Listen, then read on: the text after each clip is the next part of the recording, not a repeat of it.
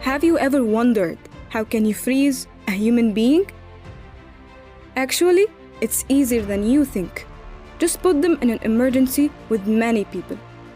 In New York, 1964, in Queens to be exact, Kitty Genovese was returning home after work at 3 a.m. when she saw a man creepily standing nearby. He then grabbed her while she was walking nervously and stabbed her.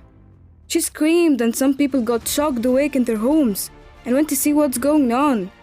A man in his apartment called down, "Let the girl alone," and the assailant left.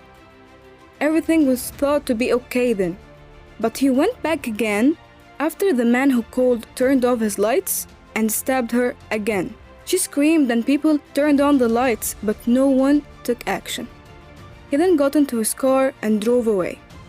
He later stabbed her a third time when he saw her slumped on the floor of the stairs, and this happened at 3:35 a.m. The police received their first call at 3:50 a.m. and only a 70-year-old woman and a man were the only people present in the scene, but no one else of the many people who witnessed the scene was present. People witnessed an attack in their homes, near telephones, but no one took action. Was it out of hatred for the woman? No. Was it because they were all bad people who supported the murderer? No. It was explained by psychology as bystander effect. The bystander effect is the reaction that occurs when the presence of others discourages a person from intervening in an emergency, which is caused by something called diffusion of responsibility, which means that the more people who look there are, the less personal responsibility a person will feel to take action. Social influence also means that the person will monitor the behavior of those around them to determine how to act. The first time I read about the reaction, I was like, how can people be that careless? She screamed and she was dying and people did nothing, as if they froze in their homes.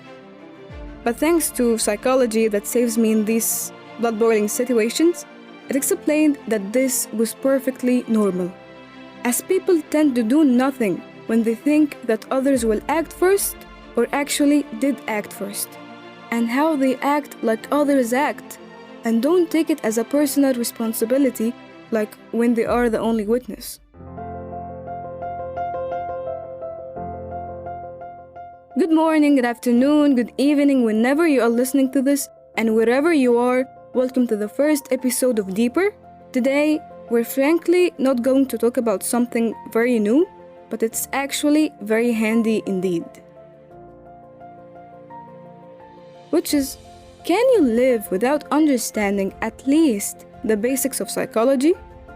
This psychology thing that saves me in situations where I naturally judge people is the study of people's behavior, performance, and mental operations. Psychology explains the reason behind every action a living thing with a soul takes. By knowing and understanding it, stressful situations seem less stressful. Decision-making and understanding yourself and others also gets easier.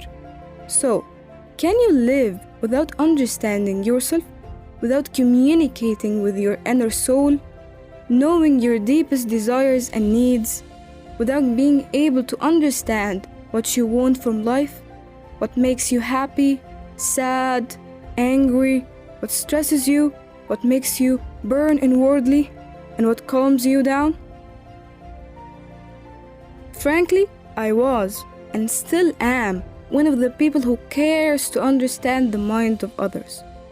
But before knowing or digging deeper into psychology, I was like a curious kid wanting to know why my mother took a decision that I didn't like, or thought in an opposite way of my thinking, and getting angry with me without such an inexplicable reason. But after understanding what psychology means and what it is, I began to understand my own self better, which was one of the hardest tasks ever to achieve, as I was so bad at communicating with myself and acknowledging my needs, and then automatically understood others as well, and stopped judging them blindly as I once did. Understanding is the key for the success of any relationship, whether it was a parent and a child, husband and a wife, even a person and an animal.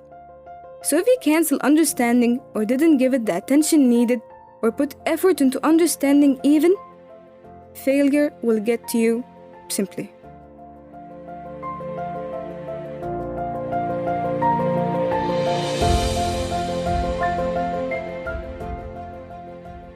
Another cute little topic in psychology is learning, which is again something you can't live without. It's not about it being so important, but it's about being kinda your way of survival. You learn every minute. Eating is learning, talking is learning, learning how to speak to older ones, different than your peers, is learning. You know what? Even playing is learning. You learn most of what you do in life because you're not born with a software that knows what to do in situations without learning. You know what? Even depression and helplessness is learned. In 1965, at the University of Pennsylvania, Martin Seligman conducted a study on dogs, where it involved the ringing of a bell and then the administration of a light shock to it. After a number of repetitions of this, the dog reacted to the shock before it even happened. He reacted as if he was shocked after the bell was rung without getting even shocked. This was not the end of the experiment. As Seligman placed dogs, each dog was placed in a large crate that was divided in the middle with a low fence to allow the dog to jump over it easily. The floor on one side of the fence was electrified, but the other side was not. He then placed each dog on the electrified side and administered a light shock. He expected the dogs to jump to the non-shocking side of the fence, but actually, the dogs simply laid down. Weird, right? He then brought in a new set of dogs with no history in this experiment and found that they would jump over the fence.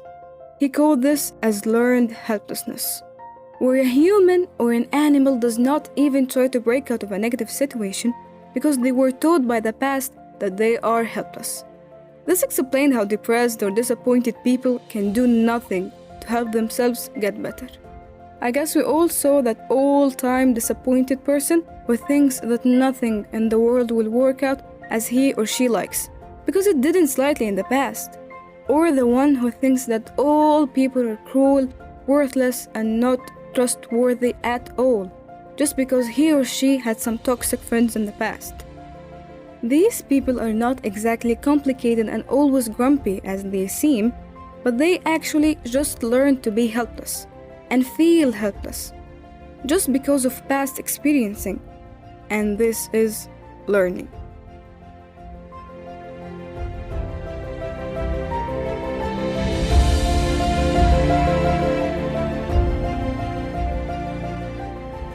Learning happens when an organism makes a connection between events that occur together in the environment, which determines how will it react to something related to it in future experiences. You enrich yourself with fascinating things when you dig deeper into the mind. The mind is a maze, a puzzle, a complicated equation. You can literally feel like you rule the world when you're able to figure out the solution of this equation. When you understand the mechanics of thinking, you can persuade the person in front of you effortlessly. You can be more empathetic with others and understand the reason behind the craziest of their decisions. You can actually control them because you know what each button does and what's its response, and you know what can convince who's in front of you to do what you want. Kind of creepy, right? To feel like someone is controlling you. But of course, other than these creepy little uses of understanding the mind, you can improve relationships and not take so much time in understanding why on earth did your friend react that way in that situation. As George Harrison once said, it's all in the mind. I hope that you enjoyed this episode and didn't find it as boring as feeling in class. Thanks for listening, and to meet later in the next episode of Deeper. Bahana Muhammad, and thank you.